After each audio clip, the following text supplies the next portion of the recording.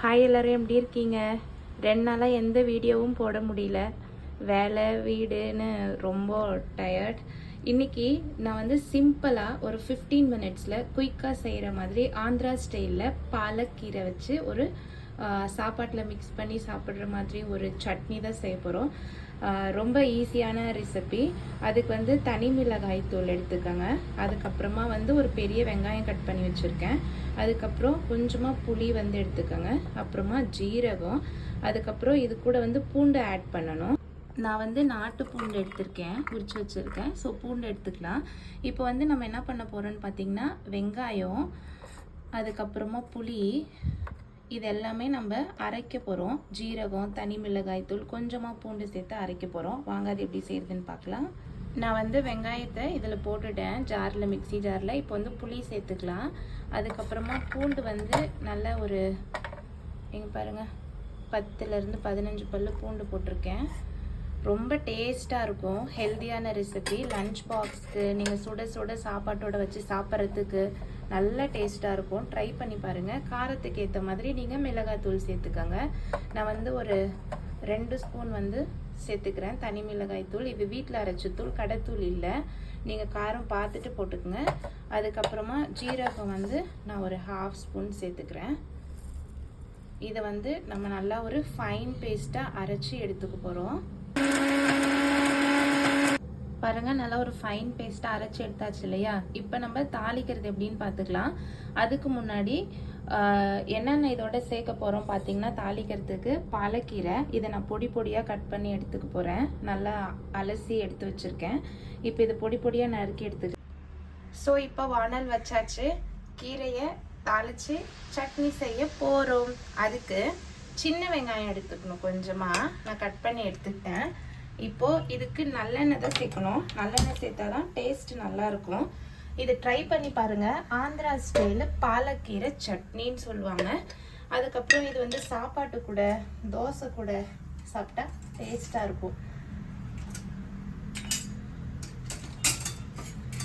குட்டியாக ஒரு கடாய் வச்சாச்சு. சூடு ஏறினோடனே எண்ணெயை ஊற்றிக்கலாம்.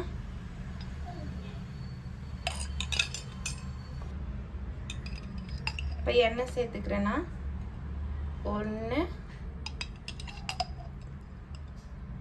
2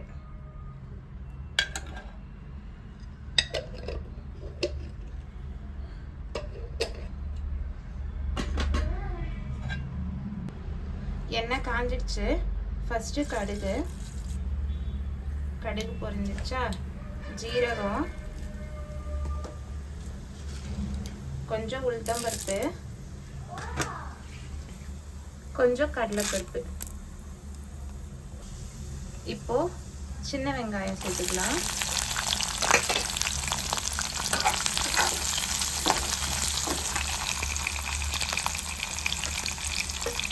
இதுலேயும் பூண்டு சேர்க்கணும்.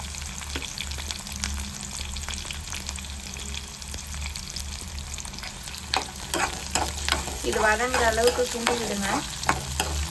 ஒரு 5 நிமிஷம் அப்படியே இருக்கட்டும். கொஞ்சமாக கருவேப்பிலை.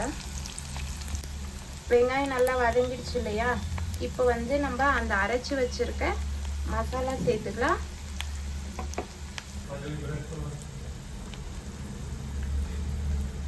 பாருங்க இந்த மசாலா.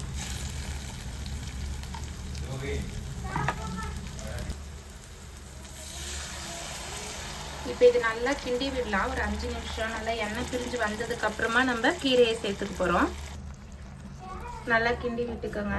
5 மினிட்ஸ் அப்படியே நல்லா அது கொதிச்சு மசாலா பச்சை வாசனை எல்லாம் போய் நல்லா எண்ணெய் பிரிஞ்சு வரட்டும்.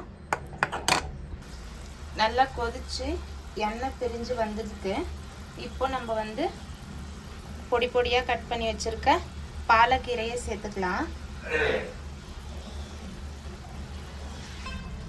இதையும் ஒரு 10 நிமிஷம் நல்லா மீடியமான சிம்மில் வச்சு கிண்டி விடுங்க. கீரை நல்லா மசாலாவோட வதங்கி சேர்ந்து வரணும். அப்போ தான் அந்த சட்னி ஃப்ளேவர் நீட்டாக கொடுக்கும். இப்போ கொஞ்சமாக உப்பு சேர்த்துக்கோங்க. நான் இன்னும் உப்பு போடவே இல்லை இல்லையா? உப்பு சேர்த்துக்கலாம் நம்ம கொஞ்சமாக. அதுக்கப்புறம் இது கிண்டி விட்டுட்டு ஒரு பிளேட் போட்டு மூடிடுங்க. 10 நிமிஷம் ஆகட்டும். நல்லா கீரையும் அந்த சட்னியோட மசாலாவும் நல்லா வதங்கி எண்ணெய் பிரிஞ்சு வந்த உடனே நம்ம எடுத்துக்கலாம். நல்லா இருக்கும் டேஸ்டா. யாரெல்லாம் சேனல் வந்து சப்ஸ்கிரைப் பண்ணாம பாக்குறீங்களோ சப்ஸ்கிரைப் பண்ணுங்க, கமெண்ட் பண்ணுங்க, ஷேர் பண்ணுங்க. இதோட 2 காஞ்ச மிளகா சேர்த்துக்கலாம். உப்பு, காரம், புளிப்பு எல்லாமே கரெக்டாக தான் இருக்கு. இப்போ நம்ம பிளேட் போட்டு மூடி வச்சிடலாமா? 10 நிமிஷம் சிம்லேயே வைங்க. வச்சாச்சு. உங்களுக்கு வேணும்னா நீங்கள் நடுவில் ஒரு வாட்டி திறந்து கிண்டி விடுங்க, அடி பிடிச்சிக்குதான்னு பார்க்கறதுக்காக. நான் மீடியமான சிம்மில் வச்சுருக்கேன். 10 மினிட்ஸ் விட்டு பார்க்கலாம். 10 நிமிஷத்துக்கு அப்புறம் பாருங்கள், கீரை நல்லா வதங்கி வந்திருக்கு, அடி பிடிக்கல. அதே சமயம் நல்லா டேஸ்ட்டாக இருக்கும், எம்மியாக இருக்கும். ட்ரை பண்ணி பார்த்துட்டு கமெண்ட் பண்ணுங்கள். நான் இப்போ இதை தான் லஞ்ச் பாக்ஸ்க்கு மிக்ஸ் பண்ண போகிறேன். எப்படி செய்யறதுன்னு பார்க்கலாமா? பாருங்கள், சுட சுட சாப்பாடு, அது மேலே நம்ம செஞ்ச அந்த பாலக்கீரை சட்னி, அதுக்கப்புறம் மேலே நெய். இது அப்படியே சுட சுட இப்படி பிசைஞ்சு சாப்பிட்டா சூப்பராக இருக்கும். ட்ரை பண்ணி பார்த்துட்டு எனக்கு கமெண்ட்டில் சொல்லுங்கள். ரொம்ப நல்லாயிருக்கும் டேஸ்ட்டு. ஓகேவா? நெக்ஸ்ட் ஒரு வீடியோவில் பார்க்கலாம். பாய் பாய்.